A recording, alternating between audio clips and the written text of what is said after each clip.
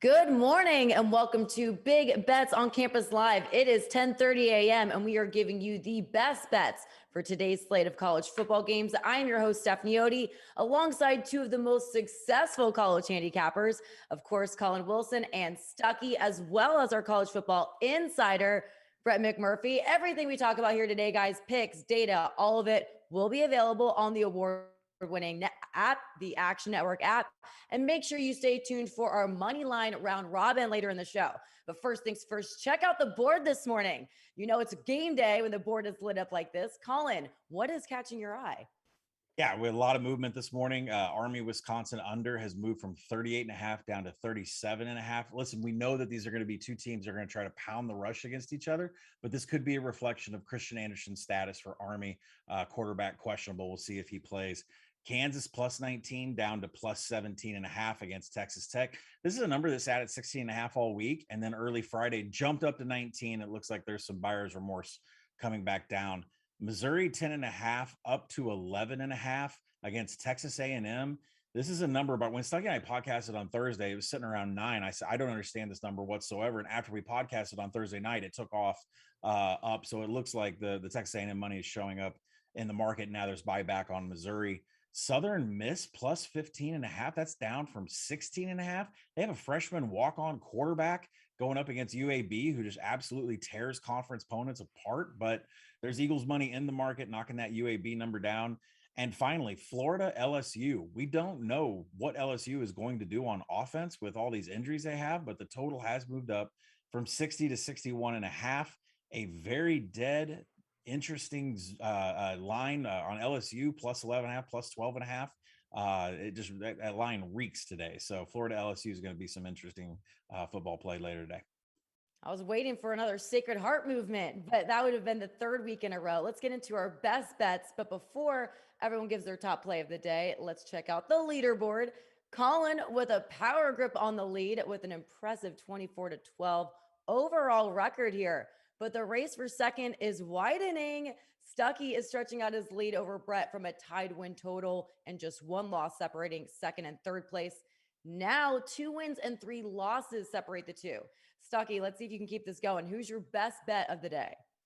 Yeah, the switch to the coin to my die has really helped. So we'll hope to keep that going today. Yeah, I'm going with the game that Collin mentioned, Army, Wisconsin under. I just don't know how either of these teams are going to score, which means it'll be like 38-38 and going into overtime. But these are two teams that are very slow outside the top 100 in pace, run heavy, top 10 in rush attempts per game, and they both have elite run defenses. You cannot run on Wisconsin.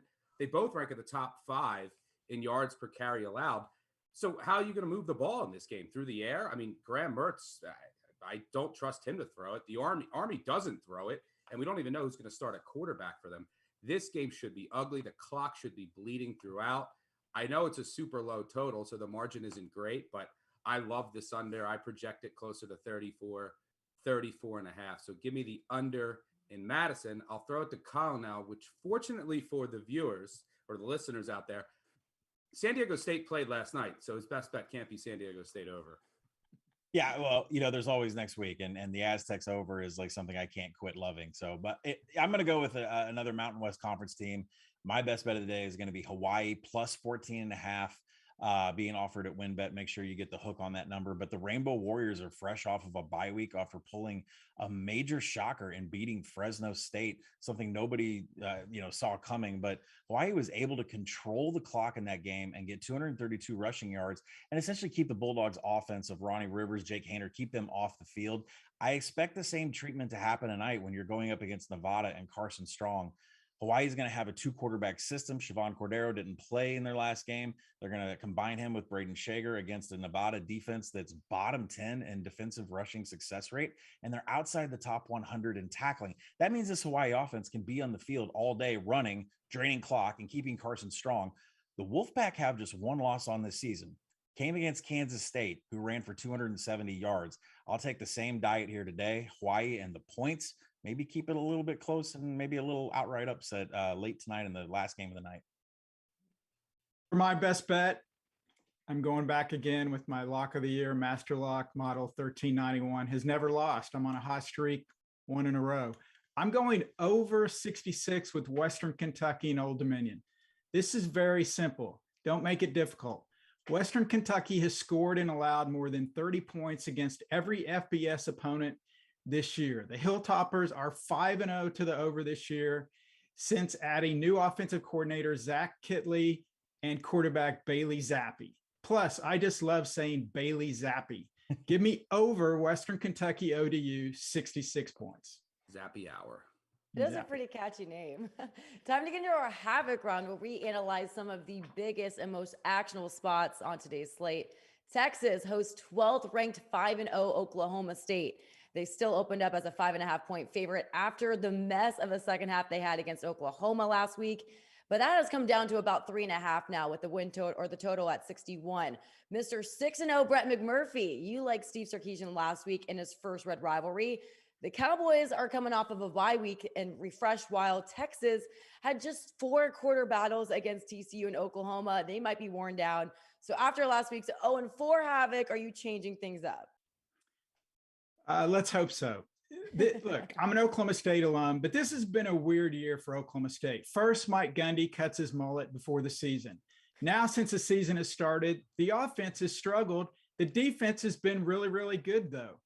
When you look at the Texas series and the past dozen meetings with Texas, Oklahoma State has been the higher ranked team 8 of those 12 meetings, including this year. Oklahoma State has been the better team, the better program. As far as Texas, the Longhorns are coming off its annual loss to Oklahoma. Wait, breaking news that Longhorns just allowed another TD in the Cotton Bowl to OU. So what happens after Texas plays Oklahoma? Flat spot, major flat spot. Texas is 0-4 straight up the last 4 the week after playing Oklahoma. Also, while Texas may be off to the SEC soon, this just means more to Oklahoma State. The Cowboys have more players from the state of Texas of any non-Texas school in the country, including half of its 2 deep. In the words of Pistol Pete, go Pokes. Homer. A little bit of Homer there, but let's face it. Victor Hovland is my favorite golfer. He's an Oklahoma State guy. I hate going up against Oklahoma State, but Oklahoma State has struggled on offense since Mike Yurcich left years ago. And so right now, a team that's not struggling on offense is Texas. I'm taking Texas -3.5. I don't think there's a defense in the nation that can keep Steve Sarkisian and this Texas offense from scoring. Success rate through the roof, explosiveness taken over since Casey Thompson came in. The Longhorns averaged 9 yards per play in standard downs against Oklahoma last week. They rank 4th nationally in pass explosiveness. They are a fantastic offense, and you have to ask yourself, what has Oklahoma State done defensively to earn these numbers? I mean, the schedule of offenses that I'm reading off here that the Pokes have faced, Tulsa's outside the top 100 in success rate. Boise State is near dead last in running the ball. Kansas State's been stuffed on half their rushing attempts. This is what you've built your resume on, Oklahoma State defense. I'm just not a believer in it. Texas offense is a juggernaut. So, all right. UT Longhorns cover. Yeah, they've certainly been fortunate. They faced Kansas State with their 3rd-string quarterback. The refs stole a win from Boise State against them. But this line just smells like a rat to me. There's definitely value in Texas, but it is an awful spot. After the Oklahoma game, Oklahoma State off of a bye.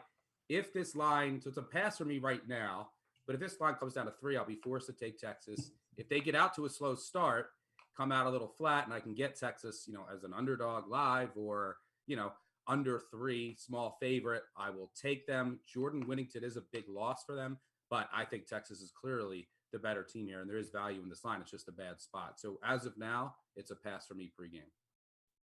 Something to monitor, but another team to take a massive loss last week. Brett's other university, Alabama, who fell from their top 1 overall rank to 5 after the upset to Texas A&M. The Crimson Tide are a 17-point favorite against Mississippi State with a total at 58.5. Collin, you knew Alabama had gotten worse after that upset and how some of those stats were blaring you in the face. You talked about how they're ranked 54th in coverage, 48th in pass rush, 116th in finishing drives. But Brett still gave our producers a hard time wanting to clip you from saying his beloved Alabama would lose again. So what makes you so sure that the almighty Crimson Tide will fall to Mississippi State? Well, yeah, I said it on the Sources podcast, and we had to make sure the producer kept it in there. But I said that Alabama was going to lose again. They are going to lose again.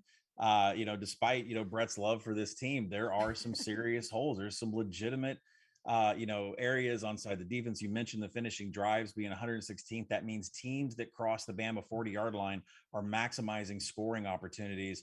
And this Bama defense is 67th in passing success rate. And what does Mike Leach do all day with an air raid offense? He throws like over 75% of the time. This Alabama defense is not what we've seen in the past. They're starting to break down. Listen, this is a uber heavy passing attack for Mike Leach. I think Cowbell plus 17 gets there. If they're not the ones to beat Alabama outright, there's still the Iron Bowl. There's still Arkansas. There are talented teams in the West that can give Alabama another loss. But today we'll take Mississippi State plus 17. Cash your tickets on Collin getting an Arkansas mention in the first 10 minutes of the show. But yeah, I agree. I like Mississippi State here. There's a lot of value in this number. And look, Alabama has issues along the offensive line, in the secondary, and Will Rogers is running this offense extremely efficiently. Mississippi State also off of a bye.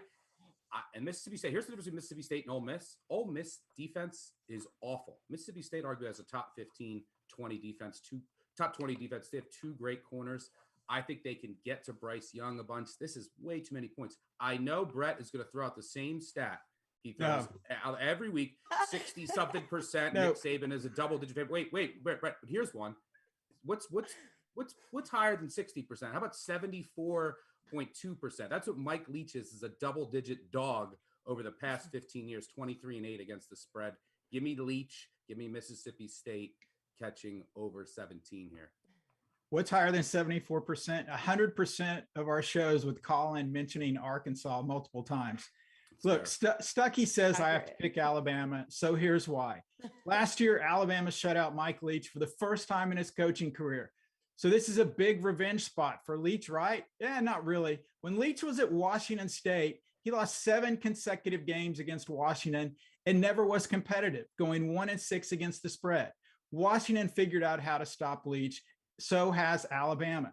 Now you've got Alabama off a loss. You think Saban is surly after a win? How do you think it's been this past week in Tuscaloosa being around Saban? Saban simply does not lose back-to-back. I know he's got to cover 17 points, but more importantly, he's 5-0 against the spread. His last 5 after a loss, covering by more than double digits. Roll Tide. Did I say that right, Stuckey? Leach Nation, baby. Listen, what's more important here is that Stuckey and I have taken Mississippi State, and it's going to get my grandmother, my 88-year-old grandmother, to call into the voicemails a third week in a row and chastise me and Stuckey if Mississippi State doesn't get this cover. That's the biggest thing of the day. Listen to Grandma. Do not bet against. She's got her. Do not bet against Alabama. I'm still waiting on Stuckey to post all these pictures of Leach still. I loved the podcast with the Bigfoot clips. But we all know that there's another undefeated SEC team who will lose their perfect record today. And we just talked about it. It's not Alabama. For the first time since 1950, Kentucky is 6-0 heading into top-ranked Georgia as a 21.5 underdog on the road. This line opened up at 26.5. It's dropped down to 22.5 with the total at 44.5. Collin. Georgia has won 5 straight, but at least 24 points, while Kentucky has won 4 of its past 5 by single digits. I know you love Georgia early this preseason, taking them as the national champion, but do you think Kentucky has a shot against this dominant Bulldog team? Absolutely not. Kentucky just comes off of 2 big emotional wins at home, and now they go into a hostile environment, much like Arkansas did, with a running game, much like Arkansas did, and they're not going to change who they are. So we'll see how it turns out. I'm going to take Georgia on the first half, the side on the first half for Georgia. Kirby Smart went on local radio this morning, and he said JT Daniels threw with a lot of reps, a lot of depth this week, kind of teasing the fact that he's going to come back. And it kind of falls into the podcast that Stuck and I had where I said, listen, this is a national championship run. This is the long game. So JT Daniels getting 2 or 3 series in against a really legit defense is, going to be good for him, especially when they have 2 of their top targets coming back from injury too. So this is a really great spot for Georgia to get points on the board early because JT Daniels isn't coming into the game to simply turn around and hand off. He's coming into the game to throw the ball vertically. And that comes with tempo too. If you look at when JT Daniels in the game, they just, they run a faster tempo under Todd Monken than they do when Stetson Bennett is really playing a caretaker role. This Kentucky defense, like I said, they have great numbers, but let's do a resume check, right? It's that time of season where strength of schedule matters. So you got your defensive numbers against UT Chat. You stuffed 75% of the rushing attempts against Louisiana Monroe, and a broken LSU offense. And then when you hit the road at South Carolina, maybe a hostile environment, you only won 16-10. So give me Georgia in the first half to just put it on them fast. Yeah, well, notice how Collin left out Florida, beating Florida at home. And he mentioned Arkansas. Georgia, I mean, has played, look, Vanderbilt, the Clemson, who might have the worst offense in the country. They've played a handful of really bad offenses as well. Look, I have Georgia as the number one team in the country. I have futures on them. I think that they're maybe 4 or 5 points better than the next best team in the country. But this is just too many points. If you can get over 3 touchdowns with a total of 44.5, I mean, you're getting almost half the total with the underdog here. There's a chance that Kentucky might not even score and can still cover. That's what they've scored 3 total points combined in the last 2 meetings against Georgia and covered both. But I think they can get to 7-10 here. And I don't think that Georgia is going to get over 30. I'll take my chances getting 22.5 in a total that's 44.5. And by the way, road dogs catching over 7 with a total this low over a sample size of about 500, 60% over the past 15 years. So go Cats. Brett, it's up to you to break the tie. Yeah, Stuck. Bad news. I agree with you. Look, the good news for Kentucky, they could lose this game by 8 touchdowns or lose by 800. It's not going to matter. They win the rest of their games. They get to 11-1, and they likely will be headed to the Sugar Bowl for the first time since 1950, when some guy by the name of Bear Bryant was their coach. I love this Kentucky team because Mark Stoops is finally getting credit that he deserves for, I think, being one of the better, most underrated coaches in the country. I think that's showing this year. You guys are dead on. Georgia's the better team. They're the best team in the country. The Dogs will win, but the Cats will keep it somewhat close. I agree with Stuck. 22.5 points is too much. Georgia just needs to win in advance. They don't need a blowout to impress the committee. They're already the number 1 ranked team. Cats keep it within the 22.5. We have another interesting one in Norman. This one's got some drama in it. Oklahoma favored by 13.5 over TCU with a total at 63. Spencer Rattler was benched after his second turnover in the first half against Texas, but freshman quarterback Caleb Williams led the Sooners to a comeback victory. Big quarterback questions here. We talked about it earlier before we started recording. Gary Patterson avoiding comment on the starter. Max Duggan is his injury. You guys think that he might be playing, but Lincoln Riley has been tight-lipped about Rattler's situation, even pulling Caleb Williams from the post-game interview. Collin, I know you love to see him under center. So how much does this affect your pick today? Well, yeah, we've finally had a free Caleb Williams and he can play quarterback. Maybe we can free him up for the media so we can have some comments. But, there's a lot of moving pieces in this game between the quarterback position for OU over to TCU, where Gary Patterson on Monday essentially named off 20 guys that were questionable. That included Max Duggan, quarterback, and also running back Zach Evans. So listen, I'm going to go with Oklahoma team total over 38.5 because I need to bet on things that I know, not on variables that are constantly changing and could affect the way that, I invest. And so I like to bet on sure things. The sure thing that I have here is that Oklahoma can score points. So Boomer Sooner is going to start with Caleb Williams under center. He's the one that took all the snaps. Thanks to the student body of Oklahoma recording practice on Monday.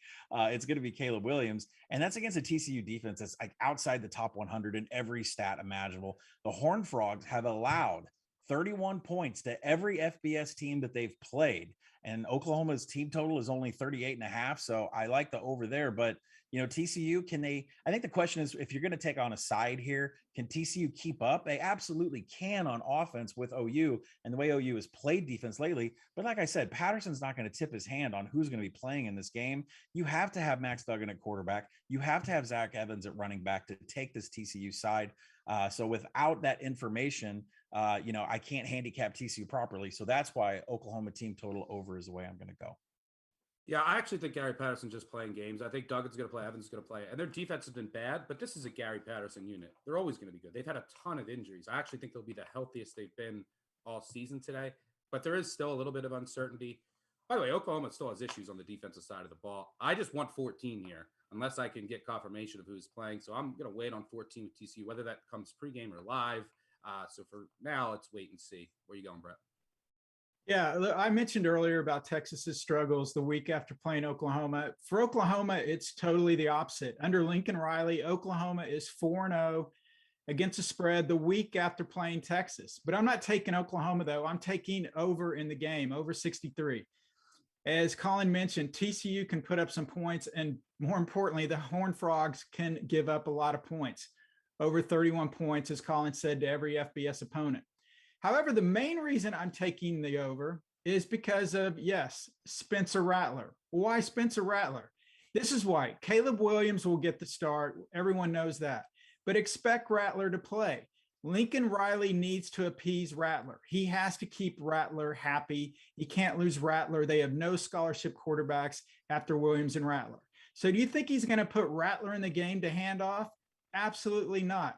Oklahoma will be scoring sooner. Yes, that's a pun. And later with Rattler to get over the 63 total. Yeah, he likes Rattler too much, I think. But we have the Collin Stuckey Bowl up next. Yes, this one definitely won't be unanimous. Utah heads to 18th ranked Arizona State as a 1.5-point underdog. The total here is at 50.5. These are the last two Pac-12 teams without a loss in league play. So the winner will be in the driver's seat to take the South Division. Collin, you talked about this one earlier in the podcast as well. Who are you taking with this one? I think I have a guess. Yeah, I'm going to take Utah on the pick. I'm not going to back down. Stuckey and I podcasted about Utah and Arizona State winning the Pac-12 South back in the summer. I think we even placed a little Breaking Bad bet on it where we get one of us has to say my name. So we'll see who wins this game. But it's a big emotional game for Utah coaches and players because of the funeral they had for a teammate on Monday. Whole team flew to Texas. They were back by Monday night. So I think you're either going to get a Utes team that is super charged up emotionally, or they could be super flat. And that's really kind of a trait of their defensive line, because to beat Arizona State, you have to beat the rush. Well, that Utah defensive line is 10th in the country in stuff rate. And what does that mean? That means that they stop runs at the line of scrimmage or behind the line of scrimmage. The problem is Utah is not very good against rush explosiveness. So if Arizona State's able to get past the line of scrimmage, they could break one here. Now, when I flip to the other side, the offense, Cam Rising, he's putting up Heisman numbers when he's in a clean pocket. When he gets pressure in the pocket, that adjusted completion rate just falls off the table. Luckily, the Sun Devils are 71st in pass rush. They're not going to get any pressure on Rising whatsoever. They do not get to the quarterback. Give me a supercharged Utah team at home to take control of the Pac-12 South. Disagree here. I mean, I said from the beginning, I think Arizona State's the best team in the Pac-12. I think they'll show that tonight. A couple injuries in the secondary, a little concerning, but this rush offense it might be the best in the country. I mean, with Daniels at quarterback, they have a three-headed monster running back, and they have a top 5 offensive line in the country who should get a push here. This Utah run defense has not been good. Yeah, they've gotten a lot of stuffs, but you give up a lot of explosive runs. You're going to play Arizona State. Even Collins San Diego State offense was able to score against this Utah team. So I think this Arizona State team shows their class. It'll be close. Herm Edwards in a big game, they're always close, but I think Arizona State's rush offense is the difference here. Give me the Sun Devils. Look, Stuckey, I don't know about you, but I'm shocked that Collin just got through a Utah-Arizona State breakdown and did not mention Arkansas. Before the season, I was asked to do this little podcast, this summer preseason podcast, a couple of up-and-comer guys. I think their names were Stuckey and Collin, if I remember correctly. On this podcast, I picked Utah to win the Pac-12 and the Pac-12 South. No turning back now. To paraphrase Joe Pesci from My Cousin Vinny, I'm joining Collin. We have two Utes. Two Utes. Let's check in on our Twitter poll to see who the public's taking. We're going with the 13th ranked Ole Miss at Tennessee. The total here is 82.5. And the public, 64% are taking the under. Both teams are top 10 in the nation in scoring offense. Ole Miss ranking 4th in points per game, averaging 46.2, while Tennessee is putting up 41.5 per game, ranking 7th. Collin, are you fading the public on this one? Or are you taking the over? Well, I'm going to take the over. I'm going to, I can't make a case for the under. And if I can't make it, then I'm going to have to take a bad number here, which I mean, this is a number is what, 77, 78, all the way up to 82 and a half. But tell me why you would take an under when two teams, I mean, just blank out the names. The stats, say it all. This is the second and third fastest tempo teams in the country. Both of these offenses are top 20 in finishing drives. Both have defenses that are outside the top 75 in finishing drives. Anytime any of these offenses get across the 50, there's going to be 6 points put up on the board. Tempo is a huge part of this game. Defensive inefficiencies is a huge part of this game. I can't find any other reason, like besides maybe fumbles, which you can't handicap, turnovers at midfield, you can't handicap. I mean, there could be special teams touchdowns in this. I can't find a reason why this goes under. I'll side with the public here. I'll go under. I just think it's a tad too high, and Tennessee can just run the ball at will all game long with their offensive line against this awful run defense. So the clock will at least be moving. I don't love it, but I'll side with the public. Where are you going, Brett? Yeah, I mean, Collin said, strip the names off the jerseys, just look at the numbers. I want to put the names on there. You think Lane Kiffin's not going to put his foot down on the pedal if he has a chance to run it up against Tennessee? And on the flip side, you don't think Josh Heupel wants to show that he's the right coach at Tennessee and upstage Kiffin? I think these teams are going to score early and often, and I think there's no slowing down. I love it even more since the public's on the under, because I frankly am shocked the public is not on the over. I'm going on the over. We don't have a single unanimous pick this week. All of you guys are going different ways this week, but it's time to get to our money line round robin. You guys know the drill. A round robin is a series of smaller parlays made up of a larger list of teams that you select. The more games you pick, of course, the more parlay combinations you can create. Collin, you always like to anchor a round robin with a small favorite. Is that what you're going with today? Well, actually, Eastern Michigan is +1 or a pick in the market. But we're confident in them. I mean, they got us to the well last week. They led off the moneyline round robin as a 2-point underdog last week. They cashed for us. Now Eastern Michigan goes up again against a Ball State team that has just been dreadful on offense. We don't even know what's happened to Drew Plitt. But Eastern Michigan excels in stopping explosive plays, which is the only thing that Ball State has to hang their hat on. They're one of the worst teams in standard downs. And, listen, you can always bank on Chris Creighton to cover in action play. Eastern Michigan outright to lead us off. I'll throw out Washington, healthiest they've been all year off of a bye. I think there's some value in this number. Give me the Huskies. Yeah, I'm going to take the Hoosiers in a really funky number that's gone from 4.5 down to 3.5. The Hoosiers play great defense when it comes to stopping the explosive play. And that's key against a Michigan State team where Peyton Thorne is 14-2 TD to INT ratio. Jalen Naylor is getting behind every secondary and making big plays.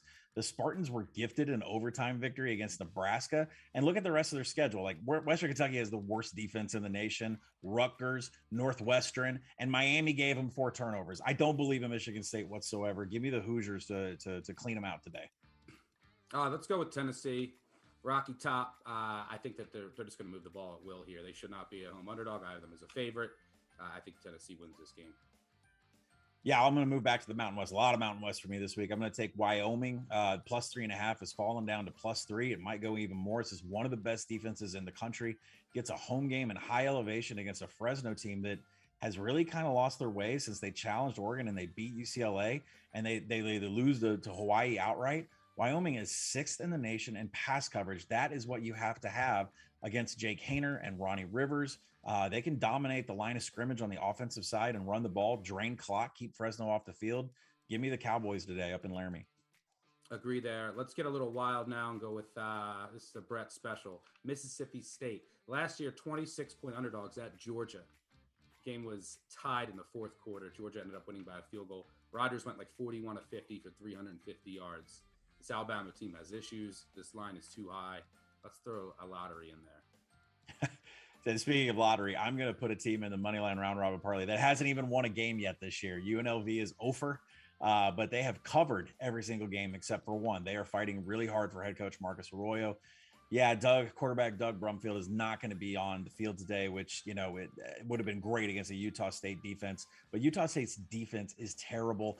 everywhere. They're dead last in almost every stat category. And Blake Anderson's brought that high tempo passing offense from Arkansas State up. But the Rebels are 16th in defending the explosive pass. And that's the key stat you have to beat Utah State. So I'm going to take the Rebels at home getting their first victory of the season. Now, a $10 bet on those 7 teams does pay over $11,700. So take Collin and Stuckey's advice on this one. Round robin these by 2s and 3s. And again, guys, we say it every week. You could be heard on next week's show. And if not, maybe Stuckey will buy you a drink. I know he was generously entertaining the crowd last week to some lucky folks in town. But make sure you call our Bad Beat hotline, 959-BAD-BEAT, and tell us your thoughts on the action today. Thanks everyone for joining us. You can follow our picks and anything we did not mention on the show, plus anything Collin, Stuckey, and Brett put on their app. Check out the Action Network app and make sure you check out the Big Bets on Campus podcast. That drops throughout the week, and that will do it for today. Good luck to everyone from Brett, Stuckey, and Collin. We will see you guys all next Saturday for Big Bets on Campus Live. Shut down.